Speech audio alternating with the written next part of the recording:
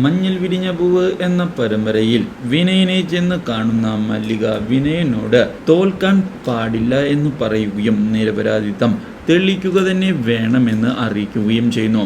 എന്നാൽ ഇതേ തുടർന്നാണ് വിനയന്റെ കാര്യങ്ങളിലെല്ലാം സോന അറിയാൻ ഇടയാകുന്നത്. ഈ വാർത്ത സോനയെ വളരെയധികം മാനസികമായി തകർത്ത് കളയുന്നു.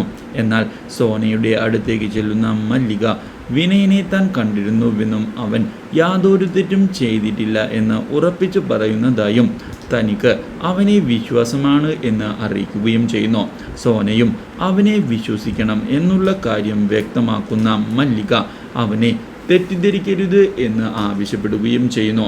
എന്നാൽ ഇതേ തുടർന്നാണ് വിനയനെ രക്ഷിക്കുന്നതിന് വേണ്ടിയുള്ള നീക്കങ്ങളുമായി മല്ലിക മുന്നോട്ട് പോകുന്നത്.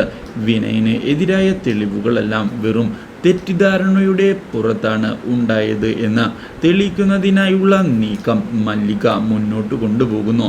ഇതിൻ്റെ ഭാഗമായി ഹോസ്പിറ്റലിലേക്ക് പോയി കാര്യങ്ങൾ അന്വേഷിച്ചതിനെ തുടർന്ന് വിനയൻ കൂടെയുണ്ടായിരുന്നു എന്നുള്ള കാര്യം സത്യം തന്നെയാണ് എന്നും, പക്ഷേ ഡോക്ടറെ കാണുന്നതിനായി അവൾ തനിച്ചാണ് പോയത് എന്നും, മാത്രവുമല്ല അവൾ കള്ളം പറഞ്ഞതാണ് എന്നുള്ള കാര്യവും മല്ലികയ്ക്ക് മനസ്സിലാക്കാൻ സാധിക്കുന്നു. കൂടാതെ വിനയനെ കുടുക്കുന്നതിന് വേണ്ടിയുള്ള ഈ തന്ത്രത്തിന് പിന്നിൽ കളിച്ചത് ജയലാലിൻ്റെ കൈകൾ തന്നെയാണ് എന്നുള്ള യാഥാർത്ഥ്യം മനസ്സിലാക്കുന്ന മല്ലിക ഇതേ തുടർന്ന് ശേഖരനെ ചെന്ന് കാണുകയും ശേഖരനോട് രജിതയുടെ കൊലപാതകത്തിന് പിന്നിൽ വിനയനല്ല എന്നുള്ള കാര്യം തറപ്പിച്ച് പറഞ്ഞിരിക്കുകയാണ്.